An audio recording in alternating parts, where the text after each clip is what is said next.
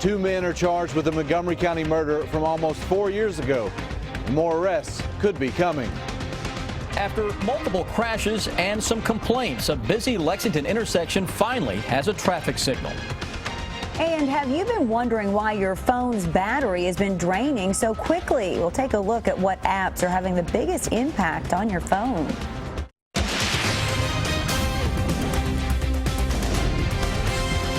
This is WKYT News at 5:30. Good evening to you. A major break in a 4-year-old murder case. Tonight we have learned that 2 people have been charged in connection with the death of a Montgomery County man. Paul Brewer was shot and killed inside his home just a few days before Christmas in 2011. Last week, police arrested Nikki Miller and Cody Hall for Brewer's death. Victor Puente is tracking and talking to Brewer's daughter about the arrests. He has our top story at 5:30. Next month will make 4 years since Paul Brewer was found murdered in his home. 2 men have been charged in this case, and the sheriff says more arrests are likely. This was a planned robbery that four adults planned on doing, and of course, once they went inside the residence, it got worse. Sheriff Fred Shortridge says his office believes 2 men and 2 women were involved in the murder of Paul Brewer in 2011. Last week, Nikki Miller and Cody Hall were arrested and charged with murder and robbery. Brewer's daughter, who we interviewed last year, spoke to me about the arrests from her home in Ohio. Part of me was relieved and part of me is afraid of what's going to come with it. She's referring to future court dates. I'm afraid they're going to take a deal and they're not going to have to serve hardly any time for killing someone. But before that's even a possibility, the sheriff says several more arrests will be made. He says 2 women who Brewer let into his home were also involved in the robbery. Shortridge says DNA evidence helped with the arrests, and they have more being processed. We felt like we had the right players involved, and I felt like all along that we would get a break. Hall and Miller will be in court Thursday morning for their arraignments. In Montgomery County, Victor Puente, WKYT. Brewer is originally from Wolfe County. He also lived in Powell County before moving to Montgomery County. A man who admitted to causing a deadly crash will not have his guilty plea thrown out. Lexington police say Angel Mejia slammed into a pickup on I64 last year, killing Wanda Beach. Mejia took the stand today and told the judge that his former lawyer, Braxton Crenshaw, told him to plead guilty. Mejia went on to say that Crenshaw told him if he went to trial, he'd lose, and it would be better to take the 20 years offered by the Commonwealth. Mejia's new attorney argued that his client misunderstood the interpreter at the time. But Crenshaw says he was prepared to go to trial, and the interpreter was better than most. The judge decided today to keep the original guilty plea and that Mejia understood what he was doing. A former Eastern Kentucky judge executive who pled guilty to mail fraud is appealing his conviction. Our county-by-county coverage begins in Morgan County. Tim Conley pled guilty last August in connection with a scheme where he took $130,000 in kickbacks from a contractor after a March 2012 tornado. Originally, Conley waived his right to appeal his plea as part of the plea deal. In January of this year, he was sentenced to 7 years in prison. Conley says he would have received a shorter sentence if prosecutors hadn't asked for even more prison time. But prosecutors say a guilty plea can be reversed only if the court violates a substantial right of a defendant.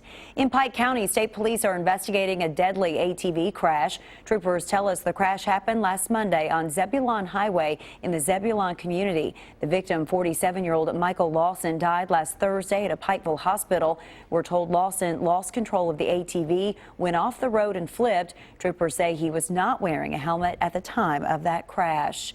And in Rockcastle County, firefighters from 2 counties were called to the scene of a mobile home fire this morning. It happened about 6 on Bowling Ridge Road in Brodhead. The Brodhead Fire Department says the mobile home was engulfed in flames when they arrived. Brodhead, Western Rockcastle Fire, and firefighters from Lincoln County responded to the fire. No one was inside the mobile home when it caught fire, and no one was hurt. Now, we are tracking some scattered showers moving across parts of the bluegrass tonight, but that's just a preview of what's to come. Chief Meteorologist Chris Bailey has it all, and with an early look at the forecast. Chris? Yeah, exactly right, Sam. Bigger storm system on the way middle of the week. That's going to bring a lot of rain and a lot of wind to central and eastern Kentucky. You could say, here we go again. Had that big wind maker last week, got it coming up middle of this week. Right now, a dreary afternoon that is coming to an end with a lot of very light rain showers showing up. Temperatures are into the low and mid 50s into much of central Kentucky, especially Frankfort, Lexington. We've had some of those lighter rains. Farther east, not so much. A shower or two is out there this evening. It's not going to rain the entire evening. Some areas it may not rain a drop, but again, some lighter rains with temperatures that will hold by late this evening into the upper 40s and low 50s. Your Defender radar network looking imposing, but a lot of the drops are not reaching the ground. We've got some dry air that is out there. Slowly but surely, though, starting to at least saturate the atmosphere to allow a little heavier burst of rain like what you see on top of 127 there into Liberty to actually get down to the ground. Focusing on the Rocky Mountains, big area of low pressure. That's going to roll our way over the next few days, so a shower or two tonight. Heavy rain and wind will take center stage as we go toward the middle of the week, and by the weekend it's all eyes on a wintry looking system that dives in from the northwest. A busy 7-day forecast, guys, comes your way in less than 10 minutes. Thank you, Chris. A traffic alert to pass along tonight. A busy Lexington intersection has a new traffic light. The light at Citation Boulevard and Greendale Road became active at 10 this morning. Several crashes at the intersection happened there shortly after it opened in September. In a 24-hour period, Lexington police said the intersection had seen at least 5 crashes, and police say the wrecks were happening because drivers on Greendale Road were failing to yield to drivers on Citation Boulevard. People living in the area contacted the state asking them to add a traffic light. When this area was originally designed in the planning phase, it didn't warrant a signal, but since that time there have been a lot of subdivisions that have of course been developed in the area, and they have added traffic to that part of town, and so at this time we decided it was best to add a signal for safety. The state is asking drivers to still use caution at the intersection of Citation Boulevard and Greendale until the flow of traffic gets used to that new traffic signal. It seems Governor Beshear is making the most of his last few weeks in office. Today, he and First Lady Jane Beshear stopped in Lexington to announce a new component of the Recovery Kentucky program. The Recovery Kentucky program helps people recover from substance abuse. Now, when those people are done with the program, they can participate in the Reworking Kentucky program. The goal of the new program is to help Kentuckians get back into the workforce. I was having a very difficult time with 20 years of experience as a healthcare professional finding a job in this community. It was do or die for me. Reworking Kentucky helps Kentuckians get an entry-level workplace-ready assessment from a Kentucky Career Center. New tonight, Kentucky has more lung cancer cases than any other state, but today the Commonwealth received a big grant to help bring that number down. A new partnership between UK and U of L is designed to reduce the lung cancer rate in the state. Leaders of the program say a $7 million grant will help in education, early detection, and screening and patient support. Every year, more than 3,500 Kentuckians die from lung cancer.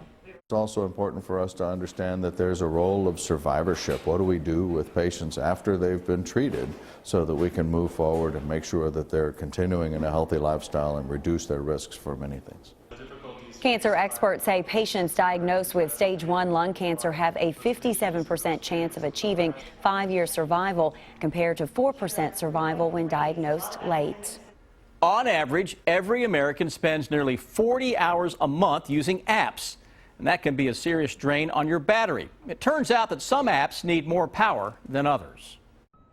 Sarah Kim and Jack Daddario don't leave home without their smartphones or their smartphone chargers, and they notice their battery gets drained quickly. Pretty quickly? Yeah. A new study from the online security firm AVG discovered which smartphone apps are the biggest battery drainers on Android devices. For social media, it's Snapchat, which has dethroned Facebook. Netflix is high on the list, no surprise since it streams movies. So are shopping apps like Walmart.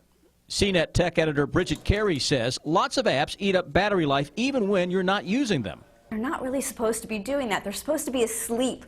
Carey says apps like Snapchat constantly pull your GPS location and send notifications, which can kill your battery. Her best advice, go into settings and turn off what's called the background app refresh for your apps. And it turns out simply closing an app when you're done using it may eat up more battery than it saves. When you start it up again, it has to re-download and re-pull in all this memory. Jack and Sarah say they're on their phones all day. Facebook, Instagram, any games, social media app. So they're still not ready to leave their chargers at home. And Carrie says another way to save battery life is to switch off Bluetooth, GPS, and Wi-Fi if you're not using them, and lower the brightness of your screen. Governor-elect Matt Bevin addressing the Republican Party. And a couple of presidential candidates are planning to make stops in Kentucky this week. Bill Bryant has the details in the bottom line. Good evening. Governor-elect Bevin continues to put his incoming administration together, and he's also making some trips out into the state to thank voters who helped him win and carry 106 of Kentucky's 120 counties. Over the weekend, he also addressed the Republican Party State Central Committee. He thanked party activists for their work and said the next goal for the GOP is taking control of the state house for the first time since 1921. And he said looking at the widespread Republican victory shows him that Kentuckians want change. What I see is a cry for help from the people of Kentucky. I see a collective cry for help from people from the east to the west and everywhere in between. Democratic leaders also met in Frankfort late Friday to map out a strategy for the party going forward. Governor Beshear, his son Andy, who is the incoming Attorney General, and Secretary of State Allison Grimes were among those at that Democratic gathering at the party headquarters. Presidential politics winding through Kentucky this week. Democratic White House frontrunner Hillary Clinton will appear in Louisville for a fundraiser. The event at the 21C Hotel this Friday will be for donors who have given the maximum contribution. Clinton will also campaign in neighboring Tennessee Friday. The former Secretary of State's husband, Bill Clinton, carried Kentucky in both of his winning campaigns for the White House in 1992 and 96. He was the last Democratic national candidate to carry the bluegrass state. As Republicans fight it out for a 2016 presidential nominee, the 2012 GOP candidate repeated today that he won't run again. Mitt Romney also said that while Hillary Clinton has more foreign policy experience than the Republican candidates, he also says she has what he called bad experience, and Romney said he would like to see a new direction. Georgetown College graduate Knox Thames has been named to a key position in the U.S. State Department. Thames is responsible for helping people freely practice their religions wherever they live around the world. Thames has worked in international affairs for more than 15 years. Bill Bryant, WKYT. State colleges and universities across Kentucky will be getting a boost to their budgets next year. Today, the Council on Post-Secondary Education approved a recommendation to restore half of the state funding cuts that were imposed back in 2007. Right now, the state's universities receive $173 million less than they did before the recession. The proposal restores almost $87 million of that funding by the 2017-2018 school year. UK will get about $42 million by 2018. EKU will receive about $8.5 million, and Morehead State about $5 million.